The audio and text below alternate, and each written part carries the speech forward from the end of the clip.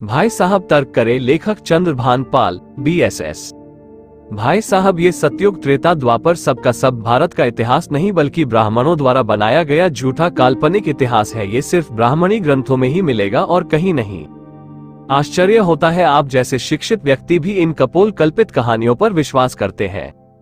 आप तर्क क्यों नहीं करते कि इनका दावा सारे संसार के इतिहास का वर्गीकरण का है। उन युगों में पैदा हुए ईश्वर के अवतारों को तीनों लोक का मालिक बताया गया है, किंतु इन युगों और उनमें पैदा हुए कथित जगत के पालनहार भगवानों के बारे में इंग्लैंड, फ्रांस, जर्मनी, अमेरिका किसी को पता ही नहीं है।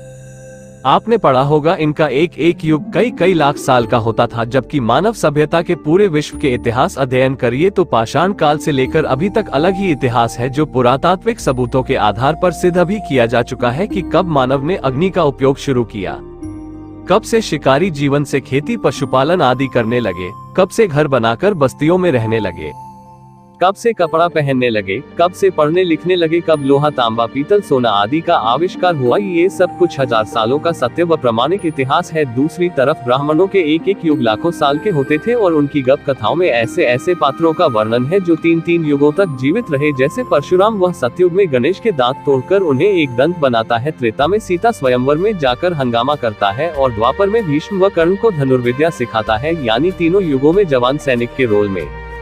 बूढ़ा तो होता ही नहीं। हनुमान, जामवंत आदि त्रेता यानी रामायण कालीन पात्र महाभारत काल यानी द्वापर में भी अपना रोल निभा रहे हैं।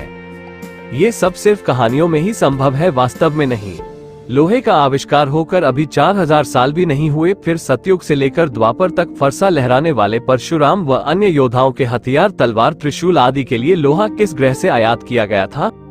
चारों धाम की स्थापना शंकराचार्य जो ब्राह्मण थे ने 7वीं 8वीं शताब्दी में किया था। उसके बाद ही धीरे धीरे प्रचारित करते हुए आज वे उन्हें उन शूद्रों को भी अपना तीर्थ स्थान स्वीकार करवाने में कामयाब हो गए, जिन्हें उनके ब्राह्मण धर्म के अनुसार शिक्षा, संपत्ति, शस्त्र, सम्मान का अधिकार ही नहीं था, जिनकी संस्कृति श्रमण संस्कृति थी, श्रमजीवी थे, जो बुद्ध के अनुयायी थे।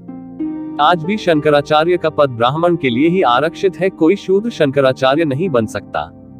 भारत में संघर्ष विषमतावादी, अंधश्रद्धावादी ब्राह्मणवाद और समतावादी, मानवतावादी, वैज्ञानिकतावादी बुद्धिज्म के बीच ही रहा है और आज भी जारी है। ब्राह्मणवादी शूद्रों को सत्ता के बल पर शिक्षा, संपत्ति, शस्त्र, सम्मान से वंचित करके उन्हें पूर्व की स्थिति में ले जाने के लिए प्रयासरत है।